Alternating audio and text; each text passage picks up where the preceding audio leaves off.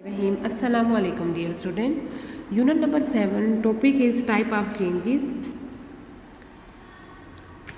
Changes हमारे पास can be classified has chemical changes and physical changes. What is chemical changes? Chemical changes is a changes in which only physical property of substances is changes. No new substance is formed. For example, हमारे पास condensation, freezing and the physical changes are reversible, यानी we can reverse the changes. For example हमारे पास ये क्या है, lemon है, ये whole lemon है। हम इसको क्या करते हैं, कट करते हैं इनटू स्लाइसेस। आफ्टर स्लाइस हमारे पास जो चेंज होगा वो स्लाइस ऑफ लेमन होगा, यानी इसमें सिर्फ फिजिकल चेंज आई है, टेस्ट वाइज उसमें कोई चेंजेस नहीं आई है। इसी तरह जब हम किसी रबर बैंड को स्ट्रेच करेंगे तो इसकी फ़िज़िकल चेंजेस होगी। जब हम इसके पे जो हमने एक्सटर्नल फोर्स अप्लाई किया, यानी इसको स्ट्रेच कर रहे हैं, वो रिमूव कर लेंगे तो फिर वो हमारे पास चेंज दोबारा रिवर्स हो जाएगी, अपने ओरिजिनल फॉर्म में आ जाएंगे। थर्ड एग्जांपल हमारे पास क्या है, आइस। जब हमारे पास आइस को हम मेल्ट करते हैं तो वो वाटर में कन्वर्ट हो जाता है, और जब हम इसको हीट करेंगे तो वो स्टीम में हमारे पास देखें स्टीम में कन्वर्ट हो जाता है। लेकिन कंडेंसेशन प्रोसेस से हमारे पास जो स्टीम होती है वो दोबारा लिक्विड में कन्वर्ट होगा, और फिर हम इसको जब फ्रीज़ करेंगे तो जो वाटर है वो हमारे पास दोबारा आइस में कन्वर्ट हो जाएगा। तो ये भी हमारे पास फिज़िकल चेंजेस है, यानी जो चेंज हमारे पास हुई है उसको हमने रिवर्स किया है। फिज़िकल चेंजेस में हमारे पास एग्जांपल है जैसे क्रशिंग अ कैन। तो अगर हम एक कैन हम लोगों ने फॉर एग्जांपल लिया एल्यूमिनियम कैन, इसको जब हम क्रश कर लेंगे तो ये दोबारा हम इसको कैन में कन्वर्ट कर सकते हैं। तो ये भी हमारे पास क्या है, फिज़िकल चेंज में आता है। Melting of an ice, boiling of ice, mixing sand with water. जब हम सैंड को वाटर के साथ मिक्स करेंगे तो हम ये जो मिक्सचर बना हुआ है इसको दोबारा ओरिजिनल फॉर्म में ला सकते हैं, रिवर्स कर सकते हैं, यानी फ़िल्टर करेंगे तो हमारे पास सैंड और वाटर अलग हो जाएगा। तो ये भी हमारे पास फिज़िकल चेंजेस है। ब्रेकिंग अ ग्लास, तो अगर ग्लास ब्रेक हो गया तो हम उसको दोबारा ग्लास में कन्वर्ट कर सकते हैं। डिज़ोल्विंग शुगर इन वाटर, तो अगर हम शुगर को वाटर में डिज़ोल्व कर लेते हैं तो डिस्टिलेशन प्रोसेस के ज़रिए हम इसको दोबारा शुगर और वाटर को सेपरेट कर सकते हैं। शेडिंग पेपर, चॉपिंग वुड, यानी वो वुड को अगर हम कट कर लेते हैं, उसकी चॉप कर लेते हैं तो वो वुड ही रहता है, और उसकी जो फिज़िकल चेंजेस है हम उसको रिवर्स कर सकते हैं।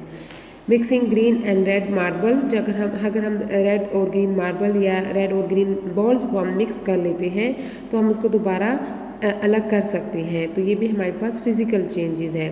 सब्लिमेशन ऑफ ड्राई आइस, यानी हमारे पास ड्राई आइस है जो कार्बन डाइऑक्साइड है तो वो सब्लाइम हो जाती है, यानी गैस हमारे पास क्या होती है, वो सॉलिड से डायरेक्ट लिक्विड में सॉलिड से डायरेक्ट गैस में कन्वर्ट हो जाती है। तो जब हम उसको दोबारा सब्लाइम करेंगे तो गैस से वो सॉलिड में कन्वर्ट होगी। तो ये भी सारी हमारे पास क्या है, फिज़िकल चेंजेस है। केमिकल चेंजेस, तो केमिकल चेंजेस हमारे पास क्या होती है, जो केमिकल प्रॉपर्टी ऑफ सब्सटेंसेस है वो चेंज हो जाती है, और केमिकल चेंजेस के रिजल्ट में हमारे पास न्यू सब्सटेंसेस इज फॉर्म। ये जो हमारे पास केमिकल जो रिएक्शन होते हैं, चेंजेस होती हैं, they are irreversible, we can not reverse them, यानी वो हम इसको रिवर्स नहीं कर सकते। एग्जाम्पल हमारे पास क्या है, डाइजेशन ऑफ फूड, फोटोसिंथेसिस, ये सारे हमारे पास जो प्रोसेस है वो क्या है, या बर्निंग ऑफ फूड, तो ये हमारे पास क्या है, केमिकल चेंजेस है। एग्जाम्पल हमारे पास क्या है, तो ये हमारे पास क्या है, वुड है, ये हम इसको क्या करते हैं, बर्न करते हैं। तो जब हम इसको बर्न कर लेंगे तो न्यू सब्सटेंसेस बन जाएगी, यानी हमारे पास ऐश बन गई है। तो ये हमारे पास क्या है, केमिकल चेंजेस है, यानी इस ऐश को हम दोबारा वुड में कन्वर्ट नहीं कर सकते, और वुड को बर्निंग प्रोसेस से हमारे पास न्यू चीज़ बनी, न्यू सब्सटेंसेस बनी है जिसको हम क्या बोलते हैं, ऐश बोलते हैं। इसी तरह कन्वर्जन ऑफ मिल्क, जो हम क्या करते हैं, मिल्क को कन्वर्ट करते हैं योगर्ट में या कर्ड में, तो ये भी हमारे पास क्या होती है, केमिकल चेंजेस है, हम उसको दोबारा मिल्क में कन्वर्ट नहीं कर सकते। Chemical reaction in everyday life, तो हमारे पास कंबशन होती है, यानी वुड जो हम बर्न करते हैं, या फिर नेचुरल गैस जो भी हमारे पास पेट्रोल वगैरह होती है उसकी जो हीटिंग प्रोसेस होती है तो वो हमारे पास एक दफ़ा अगर कंज्यूम हो जाती है हम उसको दोबारा रिवर्स नहीं कर सकते और हमारे पास जो एंड प्रोडक्ट होती है वो बिल्कुल न्यू होता है। रस्टिंग जो हमारे पास मेटल वगैरह को या आयरन होते हैं वो हमारे पास जब उसमें रस्टिंग यानी जंग का जो प्रोसेस होता है तो वो भी केमिकल चेंजेस है। डाइजेशन जो हमारे पास फूड डाइजेस्ट हो रहा है हमारी बॉडी में डाइजेस्टिव सिस्टम के ज़रिए तो वो भी हमारे पास केमिकल चेंजेस होती है। फोटोसिंथेसिस जब सनलाइट में प्लांट हमारे क्या करते हैं अपने लिए फूड बनाते हैं, जो फोटोसिंथेसिस का प्रोसेस होता है तो वो भी हमारे पास केमिकल चेंजेस होती हैं। बैटरीज में भी हमारे पास केमिकल चेंजेस होती है। फर्मेंटेशन प्रोसेस जिसमें हमारे पास क्या होती है ये फर्मेंटेशन प्रोसेस जो हमारे पास मिल्क को हम दही में कन्वर्ट करते हैं ये प्रोसेस हमारे पास फर्मेंटेशन है। वॉशिंग और हमारे पास बेकिंग में अगर हम जो करते हैं तो डिफरेंट इंग्रेडिएंट्स यूज़ करते हैं like milk, egg, baking powder and floor. तो इन सब को हमारे पास एंड में केक बनता है या कोई भी हम कुकीज़ वगैरह बना रहे हैं तो वो रिएक्शन हमारे पास दोबारा रिवर्स नहीं होती और न्यू सब्सटेंसेस बनती है तो ये भी हमारे पास केमिकल रिएक्शन है। What is difference between physical and chemical changes? तो फिजिकल जो चेंजेस होती है वो रिलेट करती है फिजिकल प्रॉपर्टी यानी जो सिर्फ फिजिकल प्रॉपर्टी होती है सब्सटेंसेस की वो चेंज होती है। केमिकल चेंजेस में हमारे पास केमिकल प्रॉपर्टी सब्सटेंसेस की चेंज होती है। फिजिकल चेंजेस में no new substances is form, in chemical changes new substances is form. Mostly physical changes are reversible changes and chemical changes are irreversible changes. Next हमारे पास है hydrocarbons.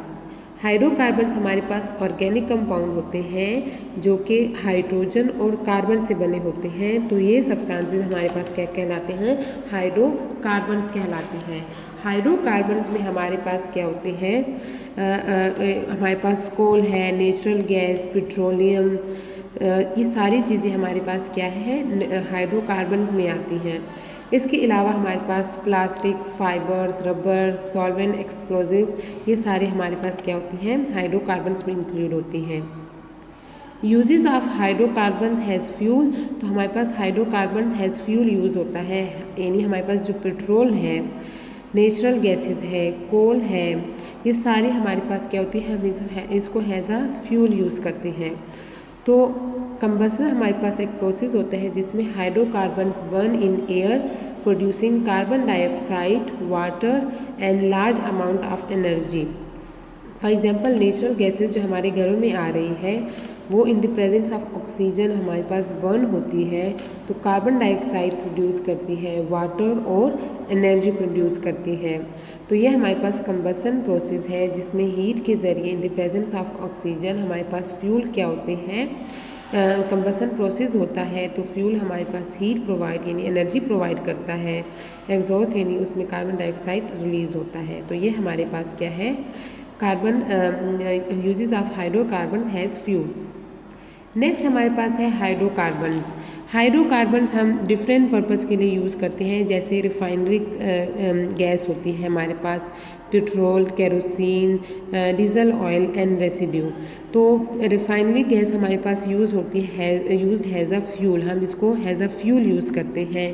Petrol भी हम has a fuel in car use करते हैं। Kerosene oil हमारे पास जो jet fuel है उस जेट में यूज़ होती है। डीजल ऑयल हमारे पास यूज्ड फॉर डीजल इंजन यानी वो हमारे पास ऑटोमोबाइल जिसमें डीजल इंजन होता है उसमें डीजल ऑयल यूज़ होता है। रेसिड्यू यानी फ्यूल फॉर शिप, ये हमारे पास बाकी जो चीज़ें होती हैं वो हमारे पास यूज़ होती है।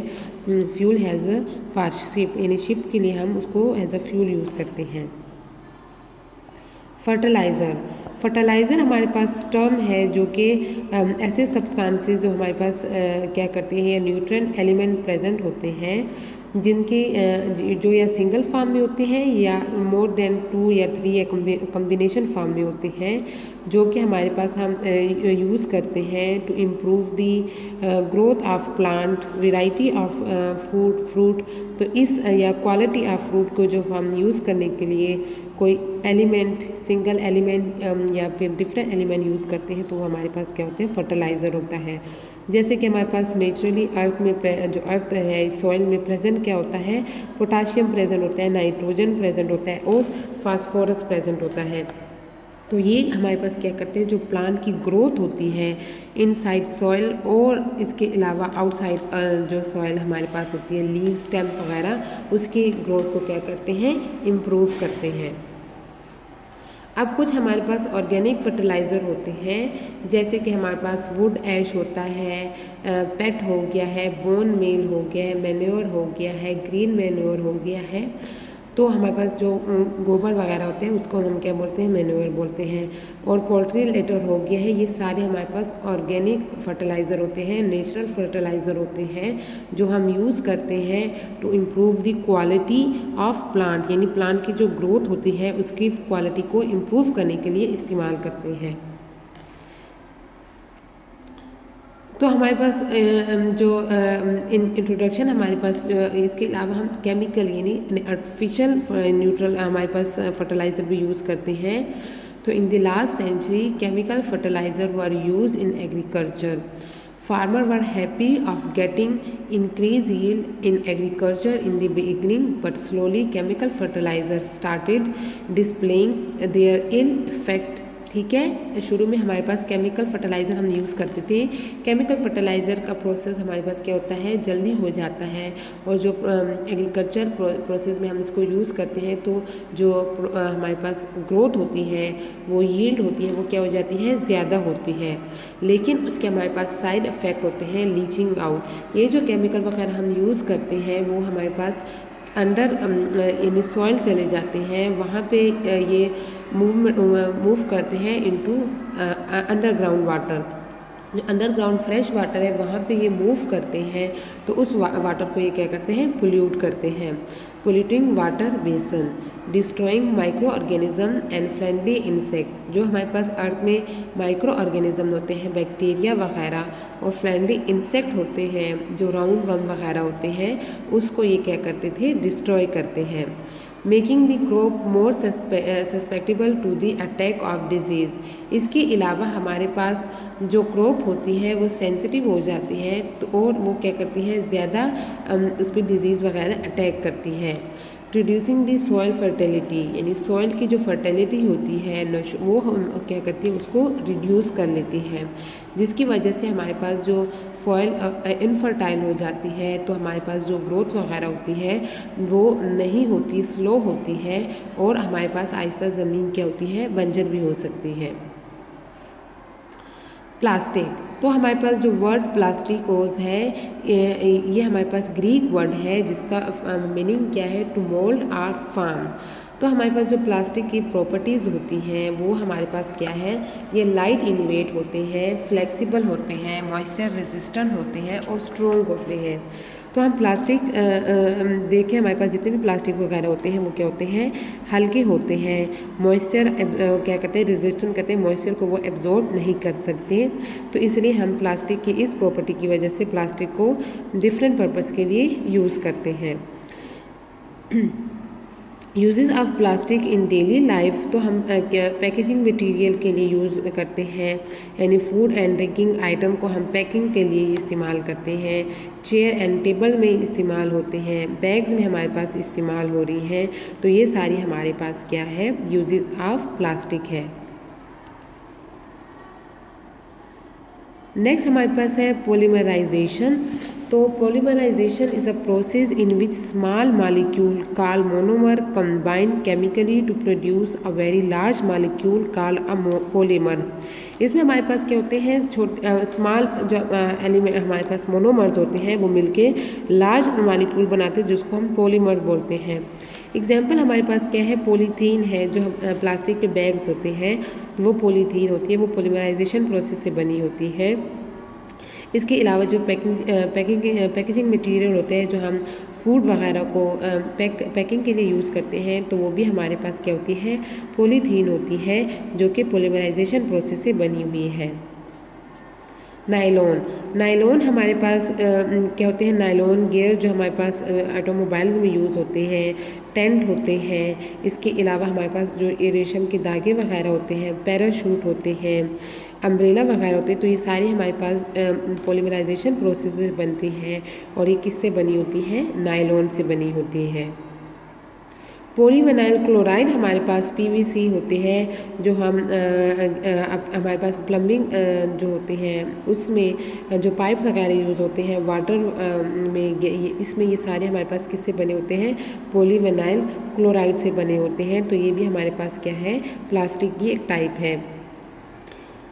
Conversion of vegetable oil into fats, तो हमारे पास जब ऑयल वेजिटेबल ऑयल होता है उसको हम फैट में यानी जो वेजिटेबल घी में कन्वर्ट करते हैं, वो प्रोसेस हमारे पास क्या कहलाता है, हाइड्रोजिनेशन कहलाता है।